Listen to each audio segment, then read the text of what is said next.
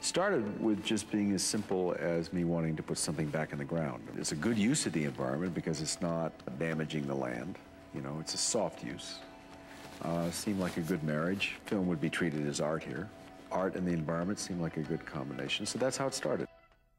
When I read the novel that this film is based on, one of the things that was moving to me was this idea of a boy who becomes a man almost by becoming a woman. Sure I can't take that young'un off your hands? I'll best be going then. Bye-bye, y'all. Although this looks like an action picture and has a lot of the conventions of an action picture, I hope it's critical of that genre. It's a great process because it allows you to sort of go through the motions of actually making a film without all the pressures of making a real film, the money, without all the pressures of having to deliver something good, you know, or it's not result-oriented. Very nice.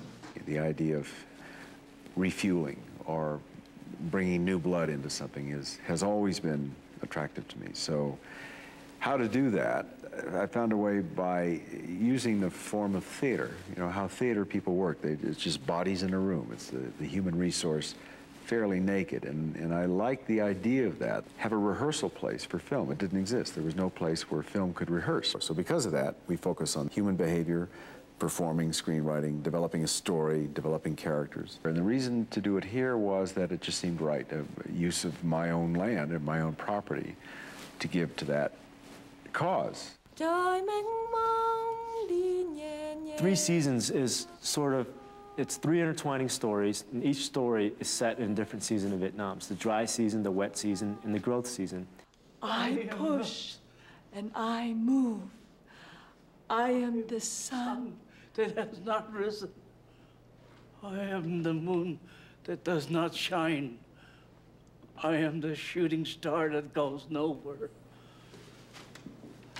And this is one of the great things I've learned here at Sundance, and that's the ability to work with a lot of professional actors. For my short, you know, half my cast was all family members. Some of these people have made films for, you know, 20, 30 years. That's very intimidating. You can start out and let me understand. You can start moving, but just really slow. No, I can't do it right now, Tom. I have to break. All the people this session have written their own screenplay, so they have very definite vision in their head, and suddenly they'll encounter a professional actor who has a different vision, and they're so shocked by it that it's a process of learning that that's not necessarily a bad thing. The filmmaker comes here and they have their own voice. That's where they're chosen, the independent voice. And they're usually asked by the advisor, what is the point you want to make? What do you want out of this scene? We look at the footage that has been shot and edited, and then we discuss what things are going on with those filmmakers and what we could do to help them. I see our role is to try to help the filmmaker realize their own vision. Rather than saying, what are you doing? This is how you should do it. It always is prefaced by, what do you want?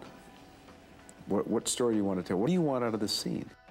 So I decided to take this half day and just shoot this weird little kind of, this character Roby asking character Toker on a date. And I didn't really give the actors much direction at all. I just let them go. Now I'm finding out, you know, what that means to let the actors just go and to let the shots go. It's nice. My project is called A Good Baby, and it's a southern fable set in North Carolina about a loner who discovers an abandoned newborn baby, and the story turns into a murder mystery and a love story. And action.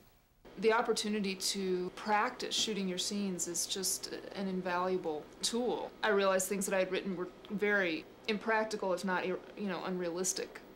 And you can do all that stuff just like you did before, really like Quick. yeah, because I'm going to cut it like Quicker, faster.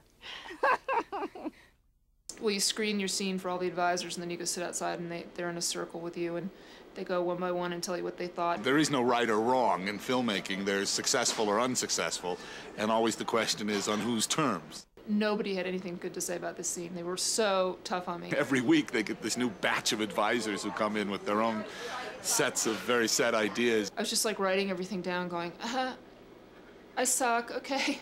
What people get is slapped around a little bit, and the people usually what they end up doing is learning to take the part that really is good for them and really helpful to them. If the filmmaker says, I want you to get the hell off the set, then we do that. If the filmmaker says, I'm having trouble with the actors, I would appreciate a little help on that. Then you move in, you say, well, now what do you want from the actor? And you start to work through it by doing it.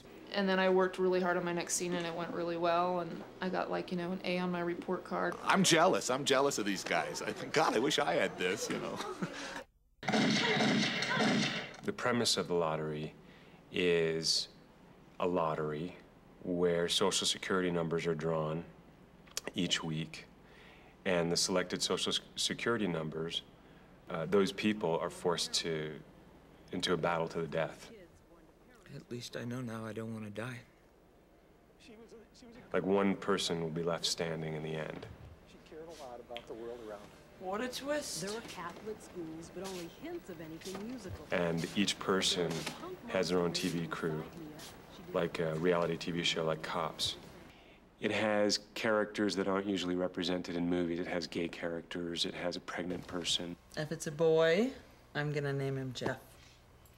Which gives you a lot more options to edit it later. I would cover the scene actually from at least 4 different angles and run the whole scene all the way through from So the one angle I would run it all the way through is the surveillance camera, definitely from there. The high angle shot and to the moving camera shot. And I like, to me, this is a much more interesting way to differentiate between those 2 levels of reality. You'll be able to make that choice in editing.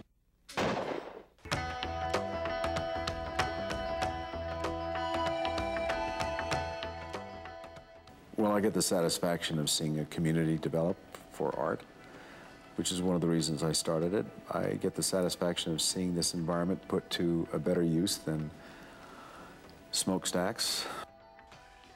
One summer, a movie fell through, and I thought, oh, I'll go to Sundance. So I came here sort of like because I was depressed. And I actually had a very, without trying to sound too obnoxious, a very uplifting experience. It might have been a healing experience, would you say, John? It wasn't healing. It was exciting. It was exciting to be with the other filmmakers. Yeah.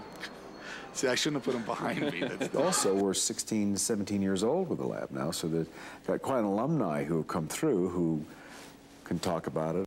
But for a long time, no one knew we were here. It wasn't altogether bad. Actually, one of the actors here said that it was so incredible because everybody was talking about art, and without like feeling that they were being pretentious. Without looking over their shoulder. Yeah. This is a place where you can come and risk failing and not have it cost you dearly. This is a place where you can come and really explore yourself, see how far you can push the envelope with what you want to do, test yourself.